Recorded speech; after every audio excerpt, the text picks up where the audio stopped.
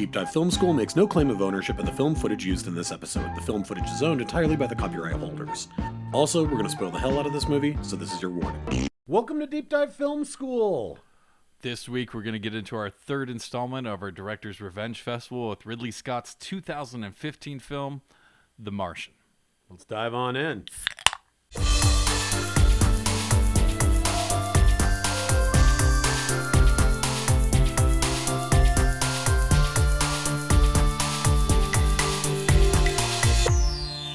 All right, everybody, I am Adam Sherlock. And I'm Adam Pulcher. And if you like what you see/hear, please like and subscribe. You can find us in all the spaces and places that people what, Pulcher? Find good media, Sherlock. That's right. They certainly do. All right. Well, let's dive into this thing. This Director's Revenge. Yes. So, I think that Ridley Scott is a special case. He's a fascinating case. Is what he is. He really is, because he has some of the most incredible movies. And then he has some, Can we go through some of those first? Let's go through some of those first. All Blade Runner, Alien. Yeah, dude, Legend. Gladiator. Legend. Yeah, Legend's great. Thelma and Louise, Matchstick Men. There's some great ones in there. Like, in particular, Blade Runner and Alien. Like, those are all-timers. And that's what set him up, right? Those are the movies that set him up for his career. For sure. But then you have these weird movies in here. Yeah, he had this kind of weird decade in the middle of his career where he just made bad to average movies for a long time. I think, not that this is a bad movie, this is probably the best one of the ones I'm going to list here, but American Gangster was a little outside of what he had done before, but it's still a good 3-hour crime movie if you like those things. But then you have, I was going to say, Body of Lies. Which, again, isn't that bad. It's okay. But then you get into Robin Hood. Kingdom of Heaven and Robin Hood and Exodus.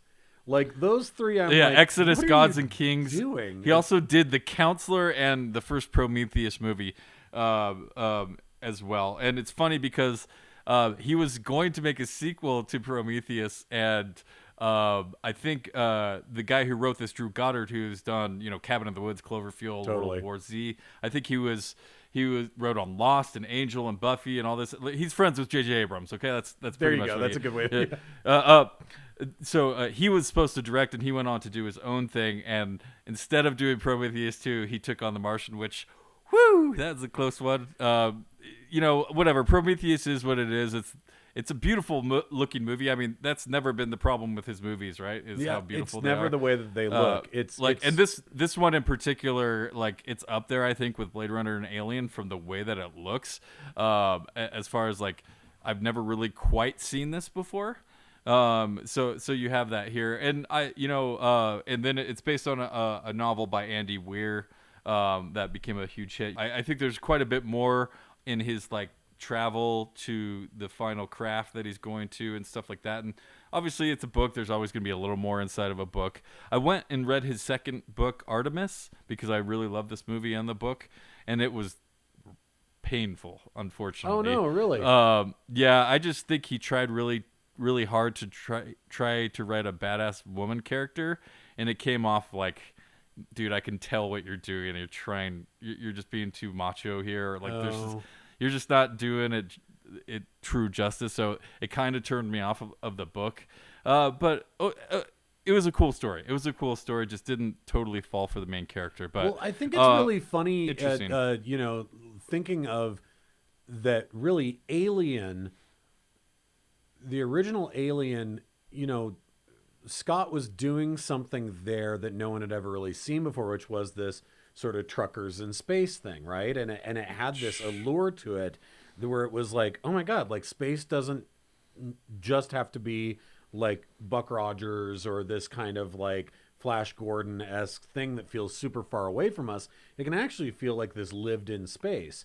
And then, with his later sci-fi stuff, Prometheus, obviously, like the stupid leaps of logic and the decisions that characters make, and then just like the kind of ridiculous way in which the science works in Prometheus, which unfortunately also carries over into Alien Covenant, where you're just like, this is like, at some point you go, all right, we're going to untangle the bounds of reality to such a degree that you're like, I don't know. I don't care. Does maybe Michael Fassbender's character is magic? I don't know. I have no idea, right? Like, and I think that's fine depending on the movie, right? Like, you always want to be taken into a world that you're not familiar with. But right? it should have rules, and that's what I love agree, about The Martian, is that it's funny that he in this later part of his career in the 2010s made two movies that I think have eye-rolling, stupid science fiction logic to them,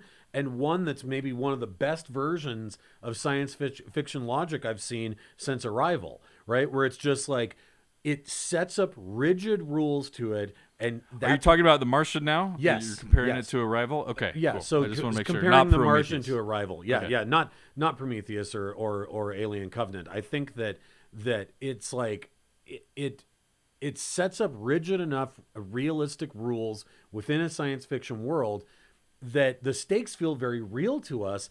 And when there are these like successes, when there are these wins for our character, they resonate so much because we're like, our character's bound by this really small set of logical science. And so no doubt. Really I don't is think satisfying. I don't think I remembered how many like emotional swells I had in this movie, because there's a few of them where they kind of caught me off guard. I remember loving this movie when I saw it in theaters, and then I believe I watched it once it came out. And this is probably the third time I'm seeing it. But yeah, there's a few like choke you up parts and some real emotional parts. You know, it's funny. I want to talk about how they approach science in this movie, because it's really interesting. You know, like in some aspects it seems like they're, you know, like almost the tagline of the movie is, I'm gonna science the shit out of this planet, right? Right, yeah. And that seems like kind of a cop out. Yeah, it like, seems corny. Yeah. Kind of, right? And it seems like, oh, I'm just saying that so the audience doesn't have to know exactly what I'm talking about. And at a point where they're really throwing things out there, I'm like, oh boy, Neil deGrasse Tyson probably is rolling his eyes at this movie. Like, I'm sure there's a lot of far stretches here.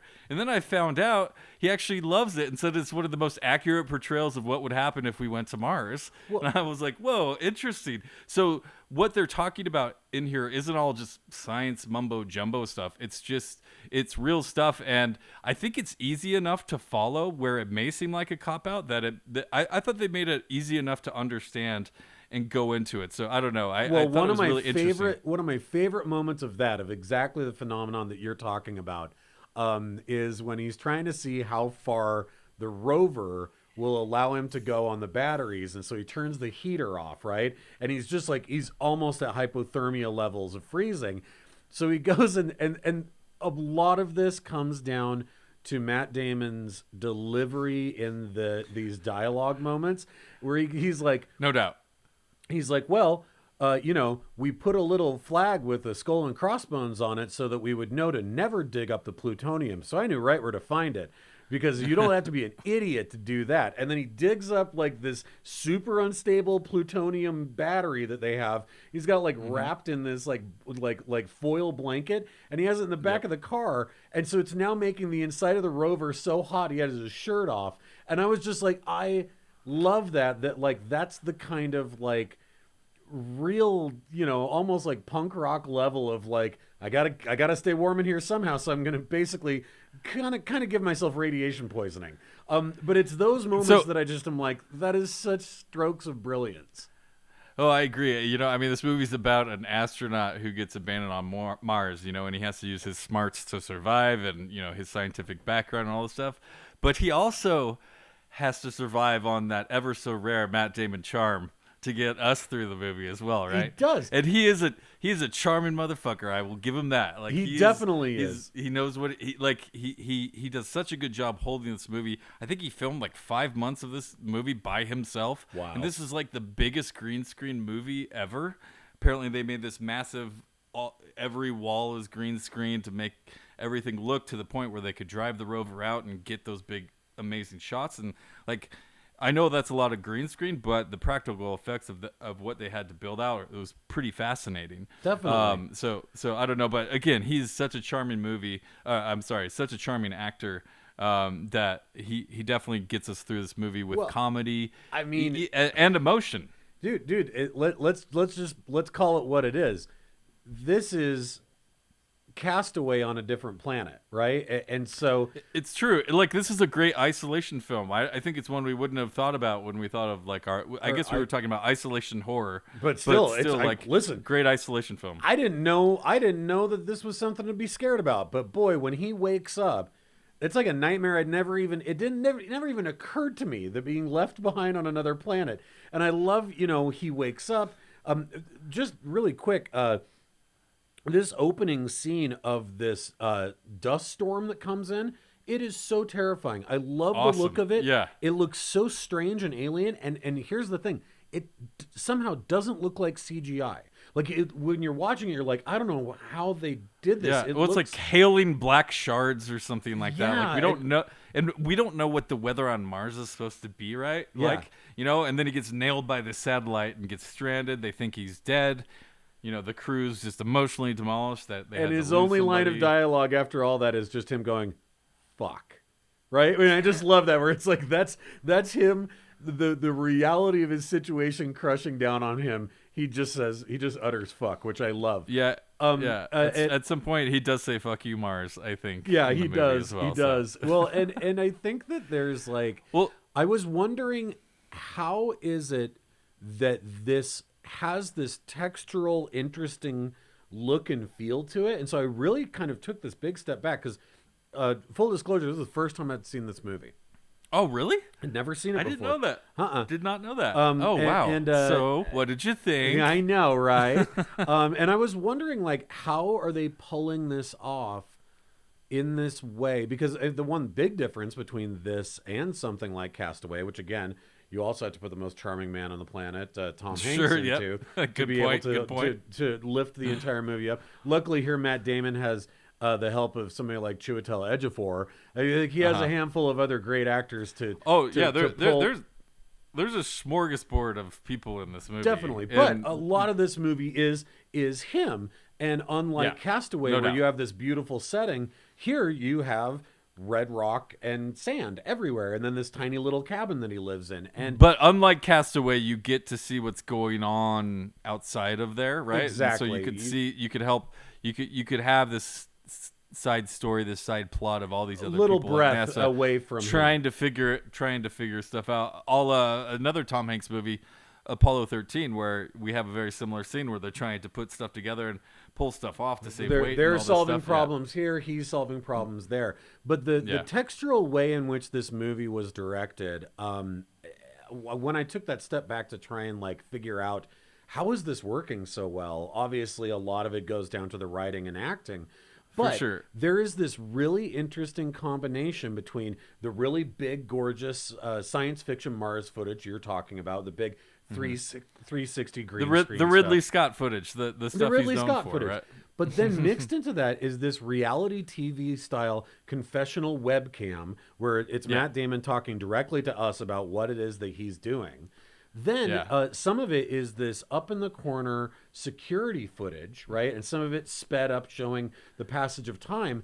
And then within the actual like little hangar within the little base area is this handheld documentary style where sometimes the cameras even have to go around, lurch around the big visqueen that he's put up to make his garden. The camera's dipping around that and following him down these little corridors. And I was like, that gives it such a vibrant and lived-in feel to it. Whereas if everything was that big panoramic Ridley Scott and that's, shots and that's all that it was, it would feel a little too sterile. And I think that it would make us not identify with him the way that we need to. And so that really close up in his face documentary style, like I was really surprised by it and how much it lends to the overall texture and feel of the movie.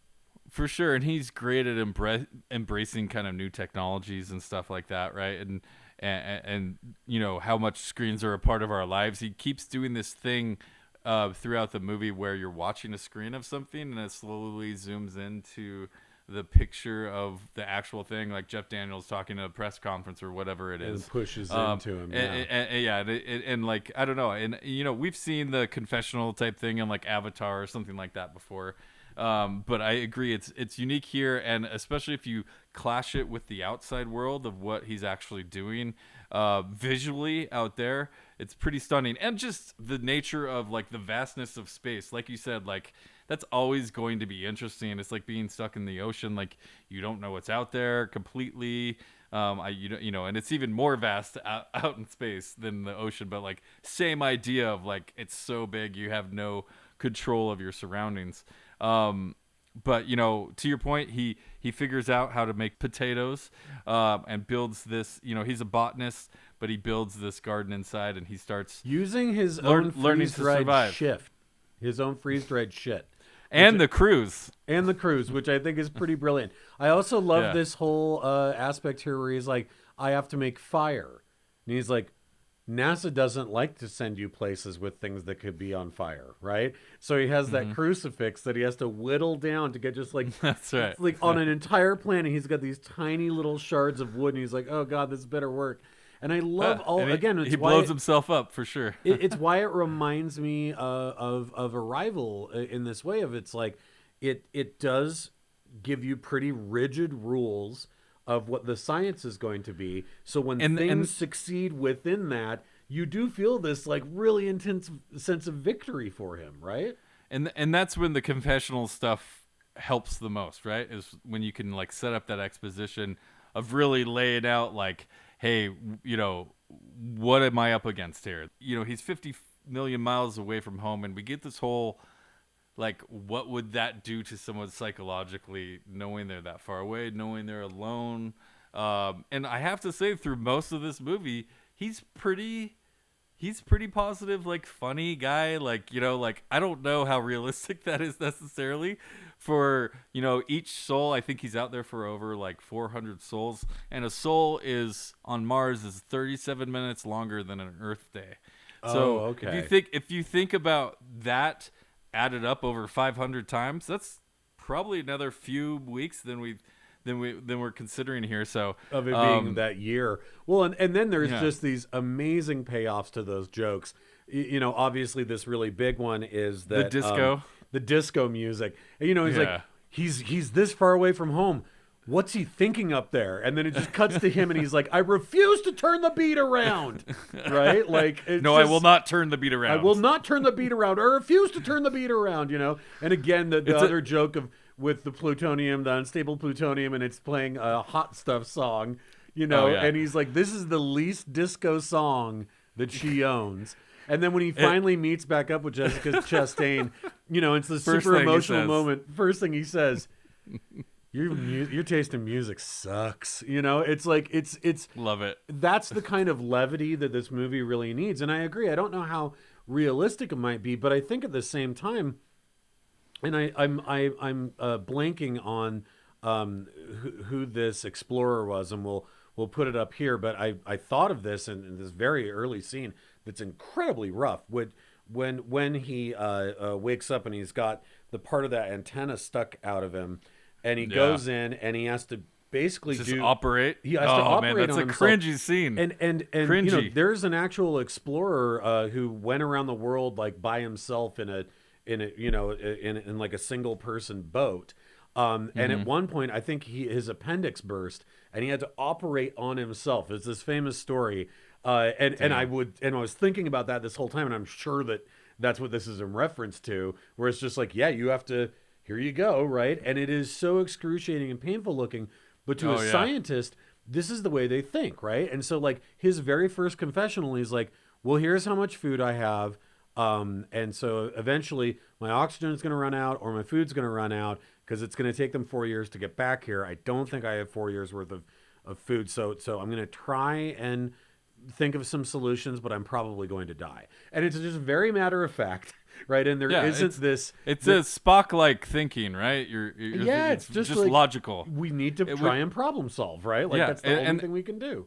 And if we can jump to, at the end when he's teaching a class and saying like, you got to solve this problem and then go on to the next problem. And then there's another one and you just keep going and then until you figure it out. Because if you try to stand back and look at all the problems together, the weight of it overwhelm will yourself. Crush you, and you will just, I listen, I'm not a botanist, but if I was the one who was left up there, like day 2, I would have been like, okay, so I'm going to put all the Vicodin I'm going to put all the Vicodin in one of these potatoes, and I'm going to kill myself because I can't do this, and I should never have been up here to begin with. Right? I do love that he dips his potato in Vicodin. Yeah, there's no one here to stop me. I love that. It's so good.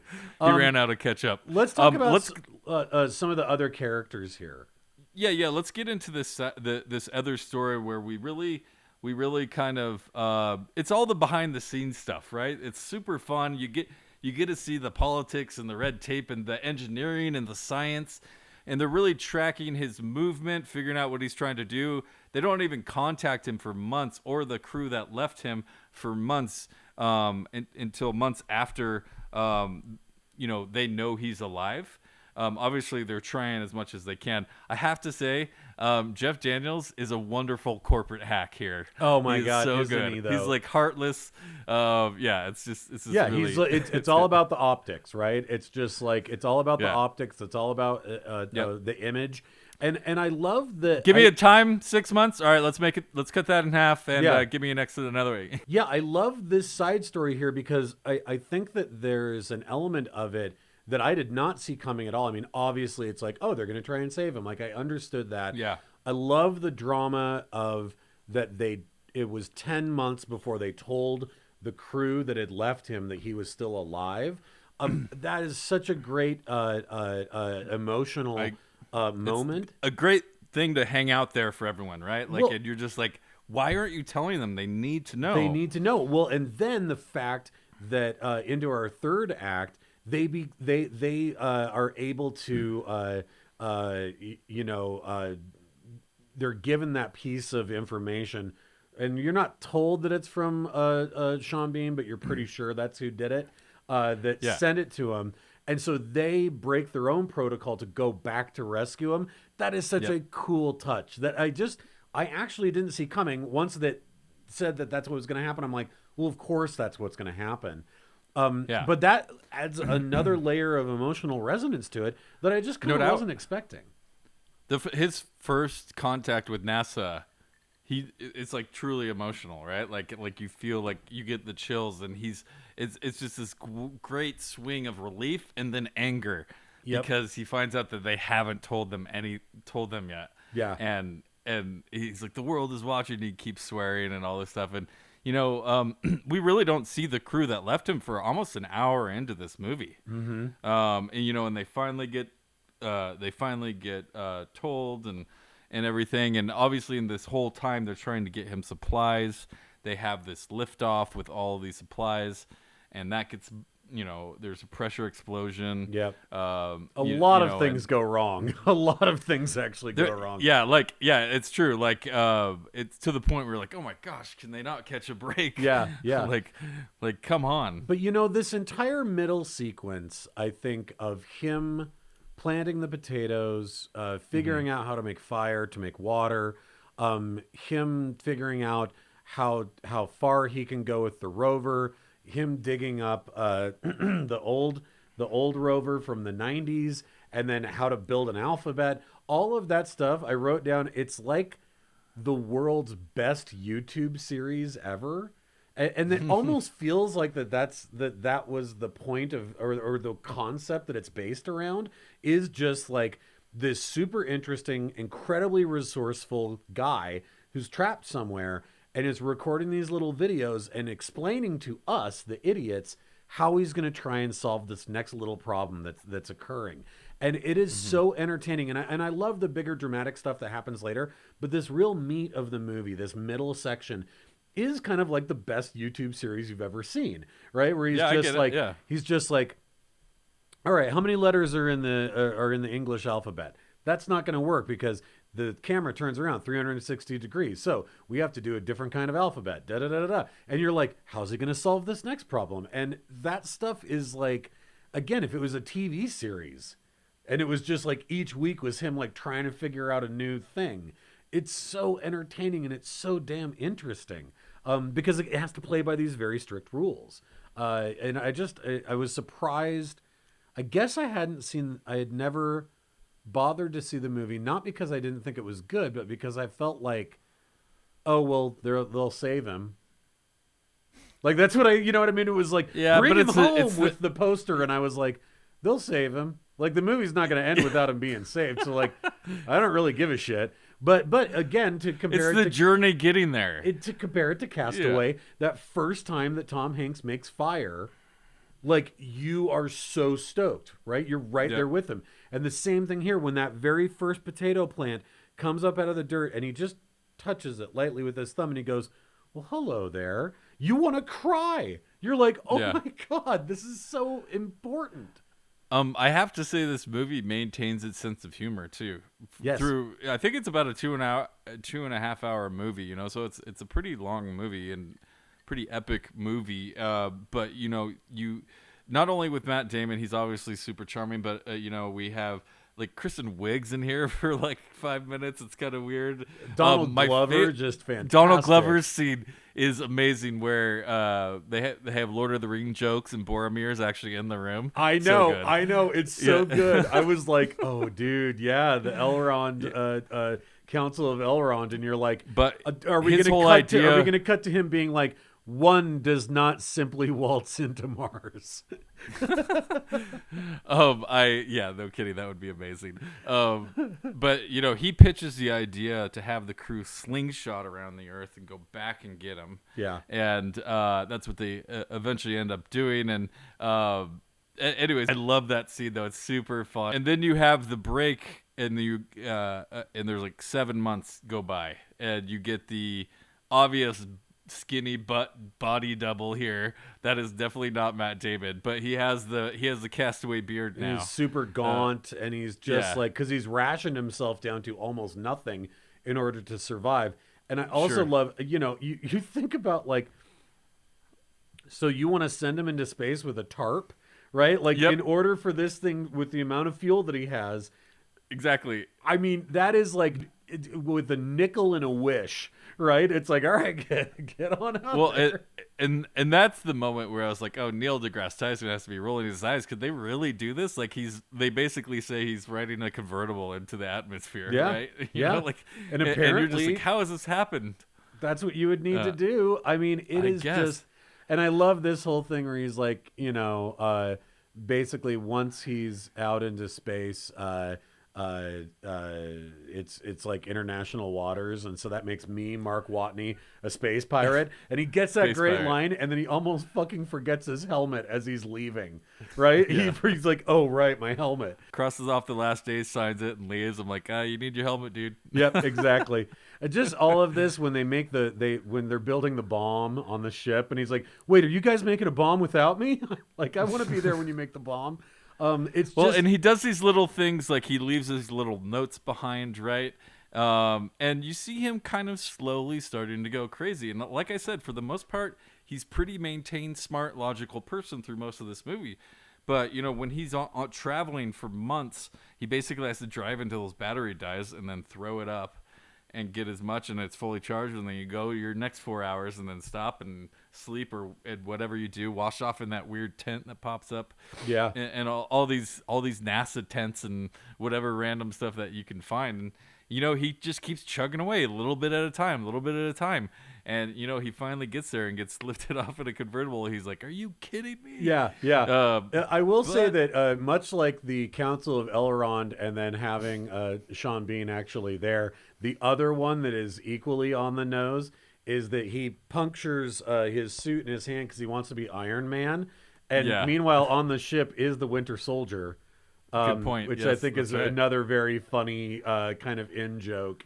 I assume that was in the book before any of that was cast, but it is funny, a little cheesy but funny, and it, like, would that really work again? Like, I don't know, like, maybe, but I guess so. Anyways, but yeah, it is funny, but like when he connects with them, in the vastness of space, just just thinking of what they had to do to get there, and the fact that they're out there just like almost touching, and they're like doing all this stuff, and you're just like, it's like and the eye of the so- needle, man. It's like you have this is how much you need to be able to get it right. When he finally gets to that point and gets on the ship and sees his crew, his "Hey guys" like is so genuine, and like you're just like, oh my god, It's just, well, like, it's so crying. important in that moment. You're so because overwhelmed with happiness. Yeah. Well, and we've been building up to it with him that he totally, like, just the performance wise, he totally nails it because it is just this. They've been Michael Pena. He's been really holding. Oh, he's back. so good. He's always good, man. He's always good. He's always so damn good. You just always like him when you see him and stuff. It's and stuff. It's just a really, really solid, fun, and I didn't deeply know you interesting hadn't movie. Yeah, I'd never seen it. I love that. I knew you would love it. I just assumed you had seen it, so that's really fun. Like I always love said, doing for these whatever when you haven't reason, seen I the was movie. like, well, they're gonna save like- him, and so I just didn't And watch they it. do, of course. They would make a movie about it if he Of course, died but at the like, end. I mean, it's my brother Jay made me watch First Man when I was staying with him over Christmas, and I'd never seen that either. Kind of for the same reason, where I was like, I know the story, right? But then, like watching the movie, I was like, wow, this is really good. And Jay's like, yeah. It's a really good movie. Like it's a good movie. That's why you heard about it, because it's a good movie. That one's interesting. Super slow and dark, actually. But fantastic. It's so good. So I mean, I think that Awesome. I right. loved it though. I had so much fun, and unfortunately, right after this great revenge, Ridley Scott then went and made Alien Covenant, which I was like, meh. Well, now Not he as gets to bad make as ano- Prometheus, but not great. Now he gets to make another revenge, right? He'll come back in like 5-10 years with another. I'm amazing sure movie, there's something else fantastic. Apparently, he's producing a movie called David. And I was like, oh, is this another Michael Fassbender? Because that's the character's name is David. Oh, right? yeah. Mhm. It's not. It's about David from David and Goliath. And I was like, Okay. boy, I'm not going to watch that. 'Cause you know the Exodus story. 2, biblical boogaloo. You know the story already, right? Yeah, Just I the like Martian. I think he's going to win. All right, well that is it for our director's revenge for this week. Next week we're gonna end it out with Sidney Lumet's Before the Devil Knows You're Dead. Yeah. And then we're gonna do a forgotten gem of the Fisher King, Terry Gilliam. Very excited for both of those, so stay tuned for that. Please like and subscribe. And follow us in all the spaces and places that you can. We appreciate you. We love you. We'll see you next week. Bye, you guys.